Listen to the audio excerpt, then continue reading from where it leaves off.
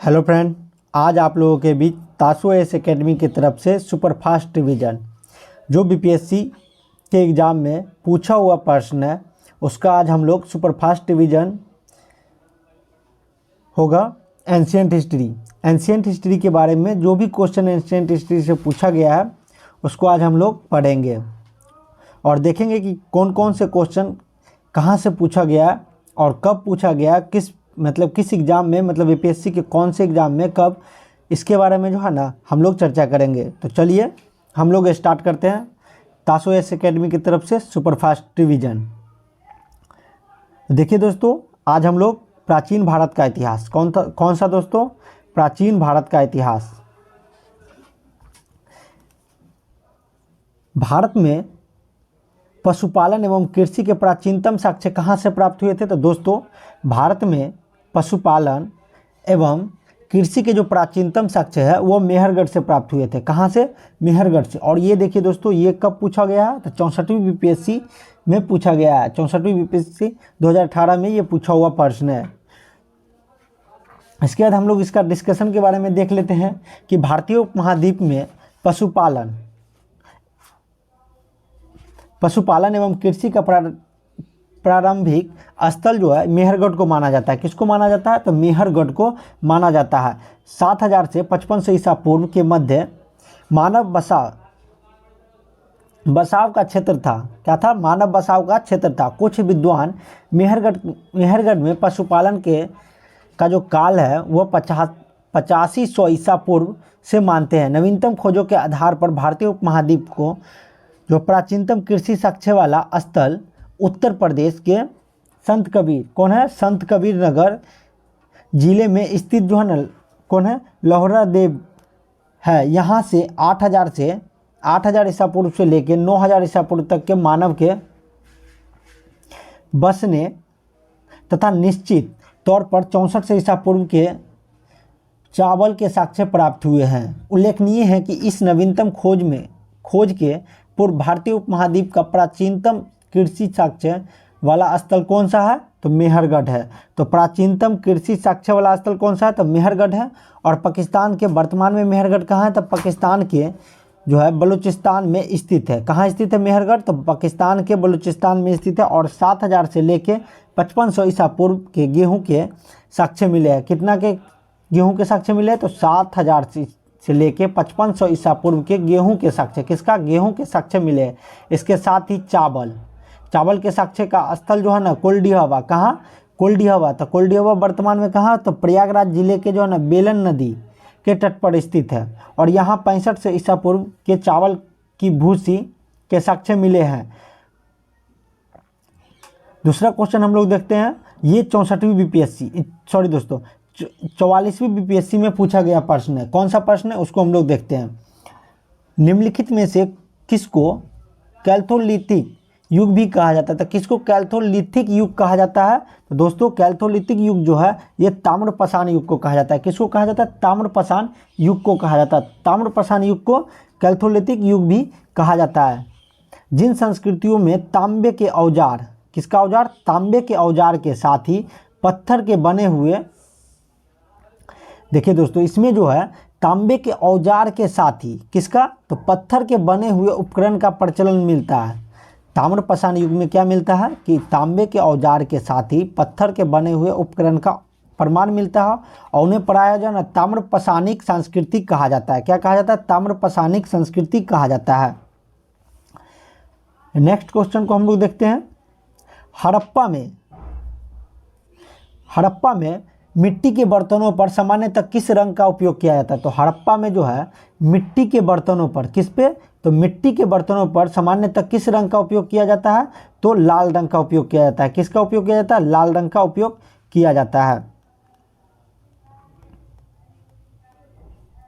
हड़प्पा के निवासी जो मिट्टी के जो बर्तन थे उस पर व्यापक पैमाने पर निर्माण करते थे और प्रारंभिक हड़प्पा सभ्यता के तौर से प्रचलित चाक का जो प्रयोग किया जाता था। किसका? चाक का प्रयोग किया जाता था। परिपक्व हड़प्पा के दौर में हाथ से जो है ना चालित चाकों का प्रयोग किया जाता है। मतलब हाथ से जो चाकू है उसका प्रयोग किया जाता था। डिजाइन के आधार पर इन बर्तनों की दो श्रेणियाँ, कितनी, दो श्रेणियाँ, एक जो बिना डिजाइन वाले बर्तन तथा दूसरे जो था इसमें चित्रित मृत भांड वाले बर्तन। पहला तो था कि जो दो श्रेणी मिला है बर्तनों के, पहला बिना डिजाइन वाले बर्तन और उसका दूसरा जो है वह चित्रित मृत भांड, यानी चित्रित मतलब उस पर जो पिक्चर जो है मतलब चित्र जो लगा हुआ रहता था, जो बनाया हुआ रहता था उसी को कहा जाता है।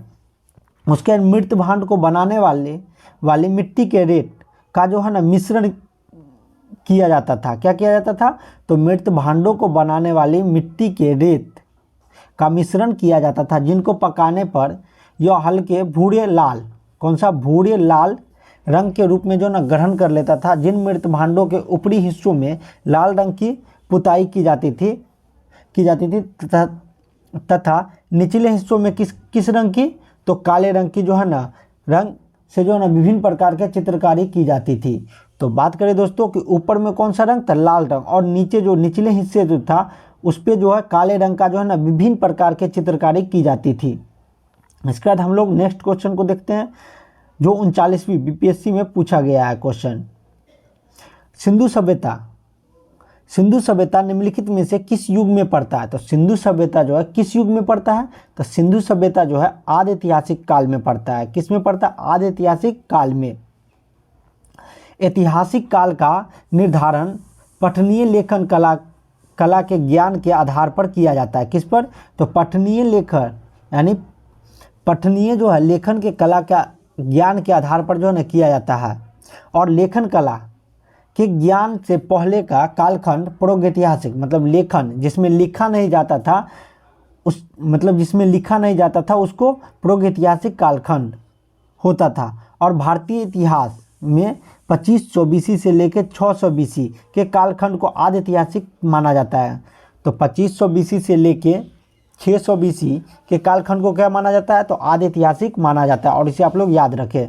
और सिंधु सभ्यता आदि ऐतिहासिक काल की सभ्यता है। किसकी सभ्यता है? तो सिंधु सभ्यता जो है किसका है? तो आदि ऐतिहासिक काल की सभ्यता है, क्योंकि यहाँ पर लेखन कला का ज्ञान तो है, परंतु अभी तक इसे जो है ना पढ़ा नहीं जा सका, क्योंकि यहाँ पे लेखन कला का ज्ञान है लेकिन अभी तक पढ़ा नहीं जा सका है। चलिए नेक्स्ट क्वेश्चन को देखते हैं।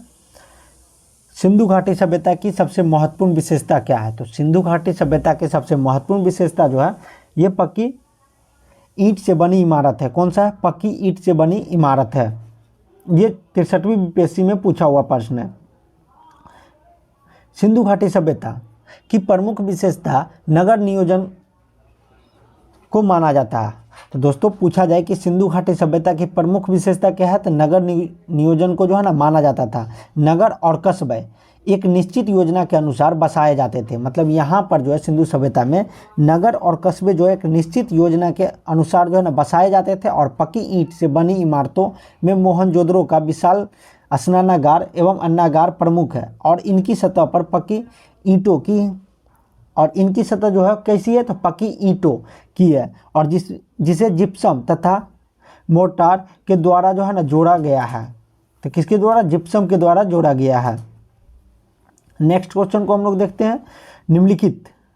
निम्नलिखित में से कौन सा एक हड़प्पा का बंदरगाह है? तो दोस्तों निम्नलिखित में से कौन सा एक हड़प्पा का बंदरगाह है? तो हम लोग देख सकते हैं लोथल जो है एक हड़प्पा का बंदरगाह है। हड़प्पा नगर लोथल यानी गुजरात के अहमदाबाद जिले में। लोथल कहाँ है? तो गुजरात के अहमदाबाद जिले में भोगवा नदी के किनारे स्थित है। तो आपसे पूछा जाए कि लोथल जो है किस नदी के किनारे स्थित है? तो भोगवा नदी के किनारे स्थित है। और यहाँ सर्वाधिक महत्वपूर्ण उपलब्धि किसका? तो हड़प्पा कालीन बंदरगाह की है।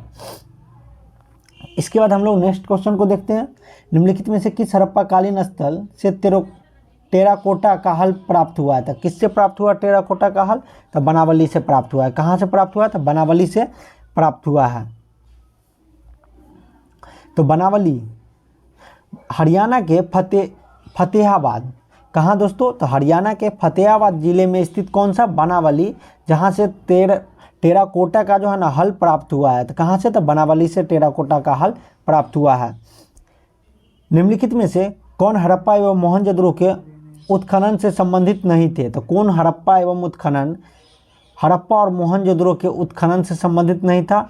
तो हड़प्पा और मोहनजोदड़ो के उत्खनन से कौन संबंधित नहीं था? तो इसमें जो है ये B.A. स्मिथ जो है ना, ये हड़प्पा एवं मोहनजोदड़ो के उत्खनन से संबंधित नहीं था।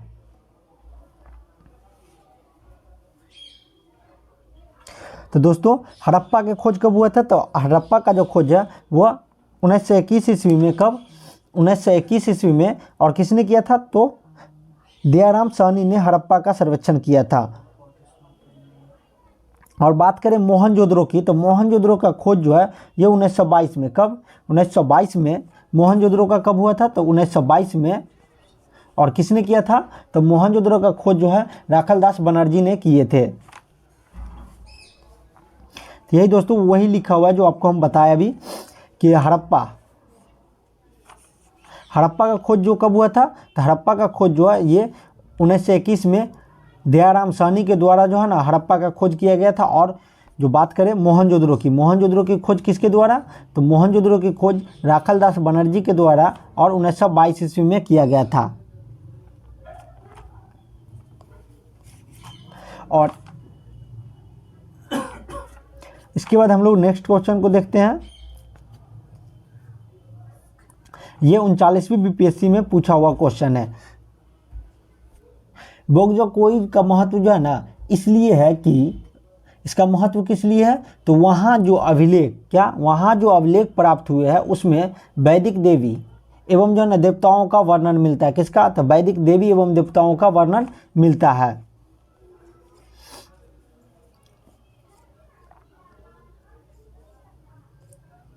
इसके बाद हम लोग नेक्स्ट क्वेश्चन को देखते हैं। प्रसिद्ध 10 राजाओं का युद्ध जो है किस नदी के तट पर हुआ था? तो प्रसिद्ध 10 राजाओं का युद्ध जो है वो कहाँ हुआ था? तो पड़ोसनी नदी के जो है ना तट पर लड़ा गया था। तो दोस्तों 10 राजाओं का युद्ध यानी 10 राजाओं का युद्ध जो है पड़ोसनी नदी, वर्तमान में रावी नदी, कौन सी नदी? रावी नदी के तट पर लड़ा गया था। तो पड़ोसनी का वर्तमान नाम क्या है? तो रावी नदी है। उसी के तट पर जो है ना 10 राजाओं का युद्ध लड़ा गया था। और भरतों के राजा सुदास, कौन? सुदास और राजाओं के एक संघ ने हराया था। किसको? और उसके बाद 5 लघु जनजाति का समूह जो है ना सम्मिलित था, जिसे इसके जो है ना पुरोहित कौन थे? तो विश्वामित्र थे। कौन थे? विश्वामित्र थे। ऋग्वेद का कौन सा मंडल पूर्णतः जो है ना सोम को समर्पित है? किसको? तो सोम को समर्पित है। तो जो ऋग्वेद का जो 9वां मंडल है वो किसको समर्पित है? तो सोम को समर्पित है। और 10वां मंडल की बात करें तो वो वर्ण से संबंधित है। ऋग्वेद में कुल कितने मंडल है दोस्तों? तो ऋग्वेद में जो है कुल 10 मंडल है। कितना? 10 मंडल है। और 9वें मंडल में जो है ना 114 मंत्र जो है किसको समर्पित है? तो सोम को समर्पित है। सोम जो है ना आर्यों का मुख्य पेय था। क्या था? आर्यों का मुख्य पेय था और जिसे मुजबंत पर्वत से प्राप्त किया जाता था। ऋग्वेद के 10वें मंडल में चारों वर्णों की उत्पत्ति का उल्लेख है। इसके बाद हम लोग नेक्स्ट क्वेश्चन को देखते हैं। ऋग्वेद संहिता का 9वां मंडल पूर्णतः किसको समर्पित है? तो सोम। और इस पेय का जो है ना नामकृत देवता को समर्पित है। से गायत्री मंत्र किस पुस्तक से मिलता है? तो गायत्री मंत्र जो है किस पुस्तक से मिलता है? तो ऋग्वेद से मिलता है। किससे मिलता है? ऋग्वेद से मिलता है। और गायत्री मंत्र जो है ऋग्वेद में उल्लेखित है। और इसके रचनाकार कौन है? तो विश्वामित्र है। कौन है? तो विश्वामित्र है। और ऋग्वेद के जो है ना तृतीय मंडल किस में वर्णित है? तो तृतीय मंडल में जो है ना वर्णित है। तो आपसे पूछा जाए दोस्तों कि गायत्री मंत्र जो है किस में उल्लेखित है? तो ऋग्वेद में है। और इसके रचनाकार कौन है? तो विश्वामित्र है। और इस ऋग्वेद के कौन से मंडल में वर्णित है? तो तृतीय मंडल में वर्णित है। महावीर स्वामी का जन्म कहाँ हुआ था? तो महावीर स्वामी का जो जन्म है वो कहाँ हुआ था? तो कुंडलग्राम में हुआ था। कहाँ हुआ था? कुंडलग्राम में हुआ था। और देखिए दोस्तों ये जो क्वेश्चन है 42वीं बीपीएससी में पूछा हुआ है, 47वीं बीपीएससी में पूछा हुआ है, उसका 53 से 55 बीपीएससी में पूछा हुआ है। तो इसलिए ये काफ़ी इंपॉर्टेंट है, इसे आप लोग याद रखें। महावीर स्वामी का जन्म कहाँ हुआ था? कुंडलग्राम में हुआ था। कुंडलग्राम वैशाली के जो है निकट है। और कब हुआ था? तो 599 ईसा पूर्व में हुआ था। इनकी माता कौन थी? तो त्रिशला, जो वैशाली के लिच्छवी गणराज्य की प्रमुख चेटक की जो है ना बहन थी। तथा पिता इनके कौन थे? पिता सिद्धार्थ यात्रिक कुल के जो है ना संघ के प्रधान थे और उनके बड़े भाई कौन थे? नंदीवर्धन। कौन थे दोस्तों? नंदीवर्धन थे। और कुछ प्राचीन संस्करण की एनसीईआरटी पुस्तकें महावीर स्वामी का जन्म कितना मानते हैं? 540। इसी आधार पर जो है ना अन्य पुस्तक भी और अन्य जो है ना प्रकाश को इसको जो है ना जन्म तिथि अपने पुस्तकों में अंकित कर दिए। कितना? 540 पूर्णतः। लेकिन महावीर स्वामी का सही जन्म तिथि कितना है दोस्तों? तो 599 ईसा पूर्व है। और महात्मा बुद्ध का जन्म कब है? तो महात्मा बुद्ध का जन्म जो है 563 ईसा पूर्व में हुआ है। चलिए नेक्स्ट क्वेश्चन को देखते हैं। महावीर जैन की मृत्यु निम्नलिखित में से किस नगर में हुई थी? तो महावीर जैन की मृत्यु जो है वो कहाँ हुई थी दोस्तों? तो पावापुरी में। कहाँ पे? पावापुरी में हुई थी। महावीर स्वामी का जन्म कब हुआ था? तो 599 ईसा पूर्व में हुआ था। कहाँ? वैशाली के निकट कुंडलग्राम में हुआ था। और इनके पिता कौन थे? सिद्धार्थ, जो यात्रिक जो है ना क्षत्रिय के संघ के प्रधान थे और बज्जी संघ की एक प्रमुख सदस्य थे। किसके? तो बज्जी संघ के एक प्रमुख सदस्य थे।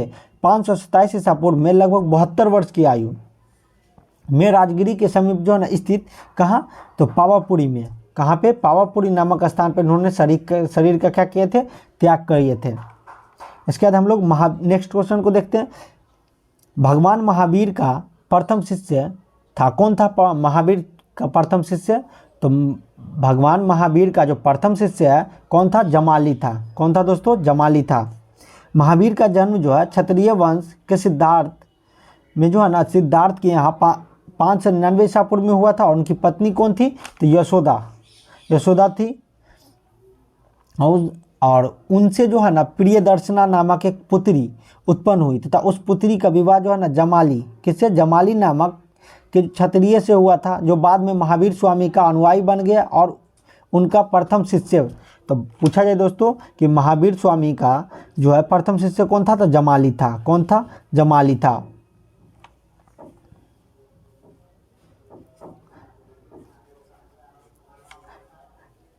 इसके बाद हम लोग नेक्स्ट क्वेश्चन को देखते हैं। निम्नलिखित में से कौन सबसे पूर्वकालिक जैन ग्रंथ कहलाता है? तो कौन सबसे पूर्वकालिक जैन ग्रंथ कहलाता है? तो 14 पूर्व। कौन कहलाता है? 14 पूर्व कहलाता है। 14 पूर्व जो है ना प्राचीनतम जैन ग्रंथ है। कौन सा है? 14 पूर्व क्या है? तो प्राचीनतम जो है ना जैन ग्रंथ है। और अंतिम नंद राजा, कौन दोस्तों? तो अंतिम नंद राजा के समय में संभूत विजय तथा भद्रबाहु संघ के अध्यक्ष थे। कौन थे? अध्यक्ष थे।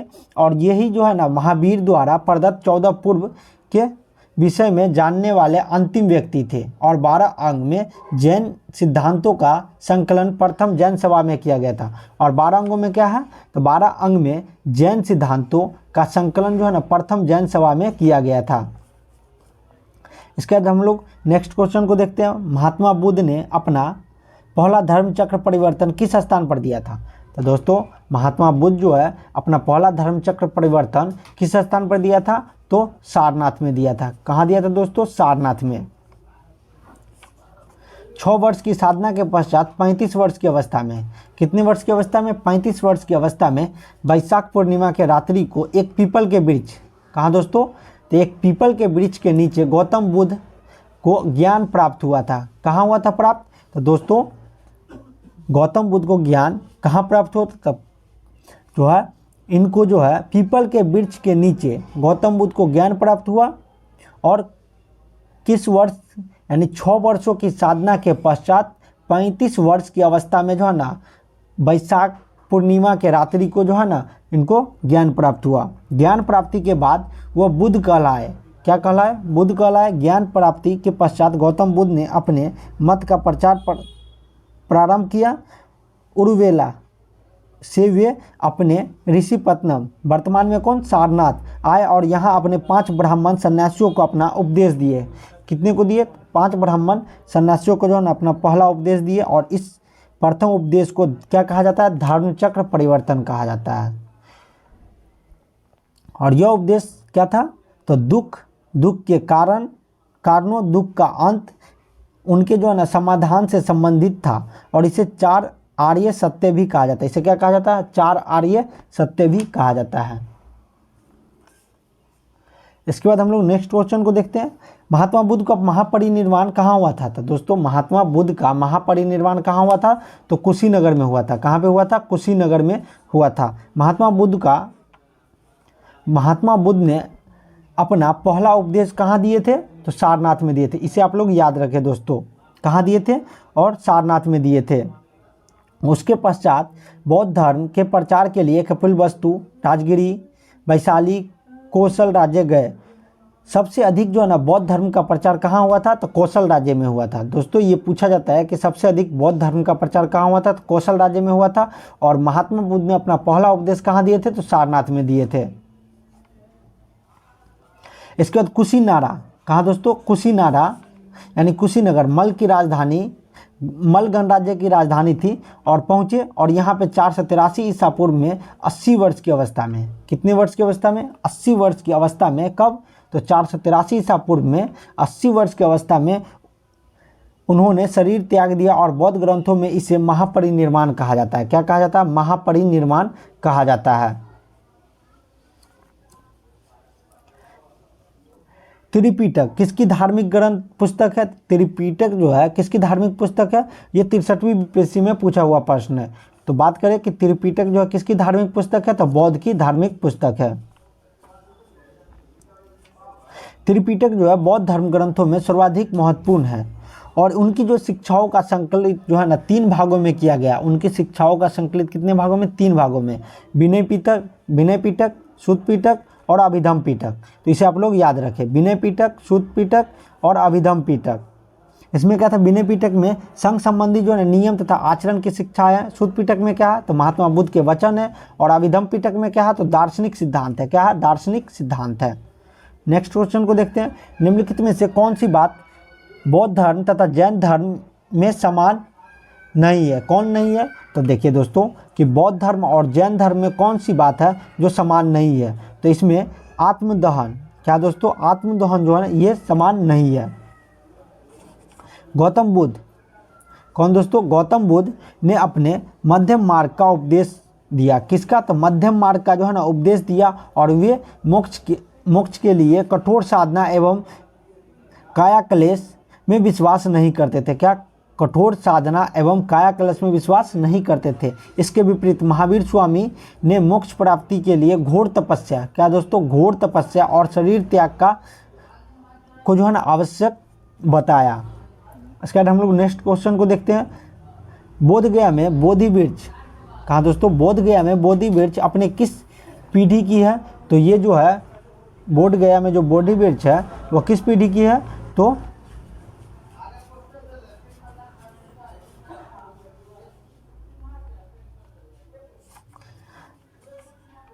किस पीढ़ी की है? तो पंचम पीढ़ी की है। कब? किस पीढ़ी की है दोस्तों? तो पंचम पीढ़ी की है। महाबोधि मंदिर स्थित जो वर्तमान में बोधि वृक्ष है वह नहीं है। जो अभी महाबोधि मंदिर में जो स्थित बोधि वृक्ष है वो जो है वर्तमान में वो नहीं है। तो कौन सा है दोस्तों? तो ये 5वीं पीढ़ी का। और जो बौद्ध धर्म में जो बोधि वृक्ष था उनको किसने कटवाया था? नष्ट किया था। सम्राट शशांक ने इसको जो है ना नष्ट करवा दिया था। और 5वीं पीढ़ी के वृक्ष जो है ना किसने लगाया था? तो अलेक्जेंडर कनिंघम ने लगवाया था। किसने लगाया था दोस्तों? तो अलेक्जेंडर कनिंघम ने। तो आप लोग इसे याद रखें कि वर्तमान में जो बौद्ध धर्म बोधगया में जो बोधि वृक्ष है वो जो है किस पीढ़ी का है? तो 5वीं पीढ़ी का है। और जो इसे आप लोग याद रखें। उसके छठी पीढ़ी का वृक्ष है। अतः यह 6ठी पीढ़ी का वृक्ष है। लेकिन बिहार जो बीपीएससी जो है इसको माना है 5वीं पीढ़ी का, इसलिए आप लोग भी 5वीं पीढ़ी ही उसका आंसर देंगे।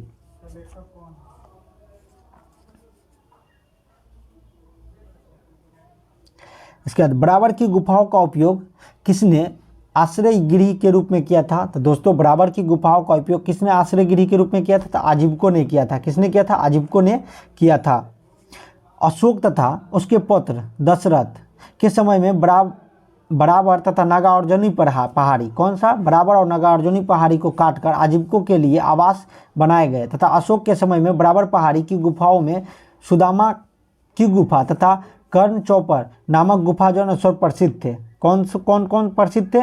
तो सुदामा की गुफा और कर्ण चौपर की गुफा जो है ना प्रसिद्ध थे। आजीवक संप्रदाय के संस्थापक कौन थे? तो आजीवक संप्रदाय के जो संस्थापक थे वो मखली गोसाल थे। कौन थे दोस्तों? तो मखली गोसाल थे। किसके संपादक? तो आजीवन संप्रदाय के संस्थापक थे। मखली गोसाल प्रारंभ में महावीर के शिष्य थे। किसके शिष्य थे? तो महावीर के शिष्य थे, किंतु बाद में मतभेद के चलते इन्होंने महावीर के शिष्यता को क्या किया था? त्याग दिया था और आजीवक नामक स्वतंत्र संप्रदाय की स्थापना की। तो इनका मत नियतिवाद कहा जाता है। इनके मत को क्या कहा जाता है? तो नियतिवाद कहा जाता है, और जिसके अनुसार संसार की प्रत्येक वस्तु भाग्य द्वारा पूर्व नियंत्रित जो है एवं संचालित होती है।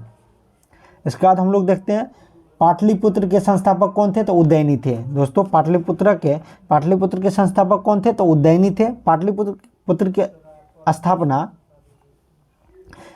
अजातशत्रु के उत्तराधिकारी किसने किया था? उज्जैनी ने गंगा और सोन नदी के संगम पर। किस नदी पे? तो गंगा और सोन नदी के संगम पर एक किला बनाकर की थी। इसने मगध साम्राज्य की राजधानी राजगिरी से कहाँ? पाटलिपुत्र स्थानांतरित किए थे। कौन किए थे? उज्जैनी ने किए थे। और यह नगर शिशुनाग वंश, नंद वंश और मौर्य वंश की भी राजधानी रही थी।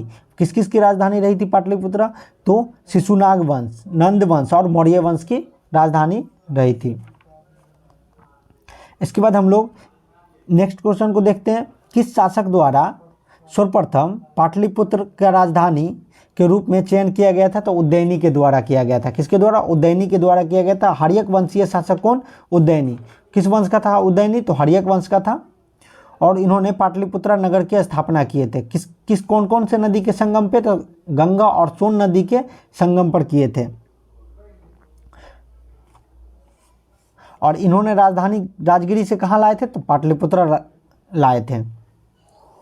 इसके बाद हम लोग नेक्स्ट क्वेश्चन को देखते हैं। निम्नलिखित में से किस राजा ने पाटलिपुत्र को बसाया था? तो किसने बसाया था पाटलिपुत्र को? तो दोस्तों जो पाटलिपुत्र को जो बसाया था किसने? तो उज्जैनी ने बसाया था। उज्जैनी ने। तो चलिए दोस्तों आज इतना ही। नेक्स्ट वीडियो में आपसे मिलते हैं। जय हिंद दोस्तों। अगर आप लोग चैनल पे नए हैं तो चैनल को सब्सक्राइब जरूर कर दें।